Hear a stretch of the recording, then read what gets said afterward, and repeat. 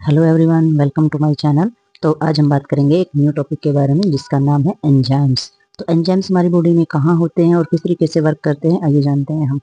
तो एंजाइम्स जो होते हैं, इन्होंने लिखा है the enzymes are the biological catalyse produced by living cells which the catalysed the biochemicals reactions in the living organisms chemically all enzymes are globals protein. तो इन्होंने बताया है कि जो एंजाइम्स जो होते हैं ना हमारी बॉडी के अंदर, वो क्या काम करते हैं, वो हमारा बायोलॉजिकल कैटालाइज प्रोड्यूस करते हैं।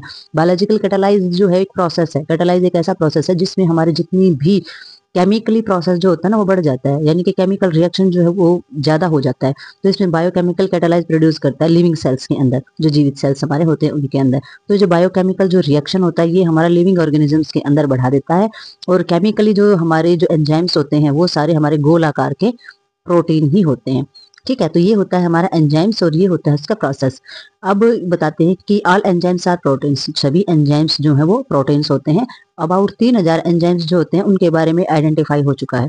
ठीक है, यानी कि रिसर्च में आ चुके हैं 3000 एंजाइम्स। तो इसमें जो सब्सटेंसेस होते हैं इन्होंने बताया acted upon by an enzymes is called the substances और प्रोएंजाइम्स। तो इन्होंने बताया है कि जो भी हमारे सब्सटेंसेस होते हैं, जो एंजाइम्स बोले जाते हैं, वो या तो सब्सट्रेट हो जाएंगे या फिर हमारे प्रोएंजाइम्स बोले जाएंगे, यानी कि एंजाइम्स के वर्क में आने के बाद, यानी कि एंजाइम्स के साथ जो केमिकली रिएक्शंस में जो चीजें आ जाती है या तो सब्सट्रेट बोले जाएंगे या प्रो एंजाइम्स बोले जाएंगे। क्यों? क्योंकि ये जो बाइंड करते हैं ना, ये हमारे बहुत ही स्पेसिफिक साइट से बाइंड करते हैं जो एंजाइम्स होते हैं। तो साइट को हम एक्टिव साइट बोलते हैं।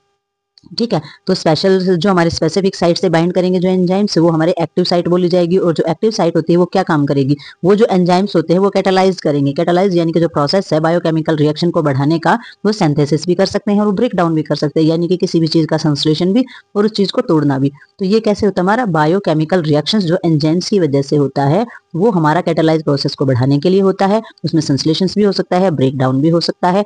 और their names is the S, तो इसको एस भी बोला जाता है। एस एक फॉर्म का नाम है, एंजाइम्स की फॉर्म के नाम को एस बोला गया है। वो होता है जो हमारे सिंथेसिस या ब्रेकडाउन होने के बाद जो एंजाइम्स का होता है। तो ये था एंजाइम्स के बारे में, आपको पता चला कि भाई इसकी होता क्या है, एंजाइम्स का वर्क क्या होता है और कैटालाइज प्रोसेस क्या होता है, जिसकी वजह से एंजाइम्स जो है वो हमारी बॉडी के अंदर केमिकल रिएक्शंस को बढ़ाने में हेल्प करते हैं प्रॉपरली। तो अब हम बात करते हैं सीमी पैरामेबल्स मेम्ब्रेन्स की। तो जो सीमी पैरामेबल्स मेम्ब्रेन्स है वो हमारी सेल की मेम्ब्रेन होती है, जिसको प्लाज्मा मेम्ब्रेन के नाम से भी जाना जाता है और जिसको हम मेम्ब्रेन्स के नाम से भी जानते हैं, सेल मेम्ब्रेन के नाम से भी जानते हैं, सीमी पैरामेबल्स मेम्ब्रेन्स के नाम से भी जानते हैं।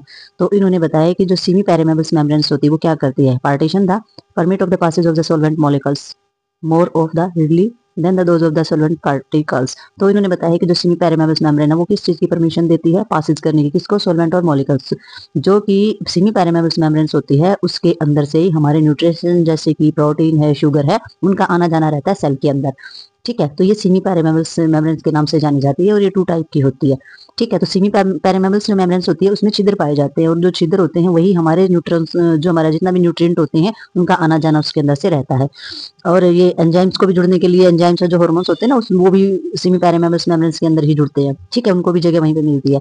तो ये 2 टाइप की पाई जाती है। जो हमारी नेचुरल्स होती है सेमी पैरामेबल्स मेम्ब्रेन, नेचुरल्स में क्या होता है, ये हमारे न्यूट्रिएंट्स को आने जाने का काम करती है। और जो मेम्ब्रेन्स होती है इसके अराउंड, जो इसका ये एग्जांपल दिया गया है कि जो मेम्ब्रेन्स होती है जैसे अंडे के चारों तरफ एक मेम्ब्रेन्स होती है, वो वाली चीज दी गई है। तो ये एग्जांपल के टाइप में बताया गया है। तो आर्टिफिशियल जो हमारी सेमी पैरामेबल्स मेम्ब्रेन्स होती है ये हमारी जो है प्रिपेयर की जाती है लेबोरेटरी के अंदर, जिसमें लेयर ऑफ फिनॉल्स भी बोला जाता है। तो हमने जाना है कि जितने भी हमारे सेल्स होते हैं, तो सेल्स मेम्ब्रेन्स जो है वो 3 नाम से एग्जाम के अंदर आ जाती हैं।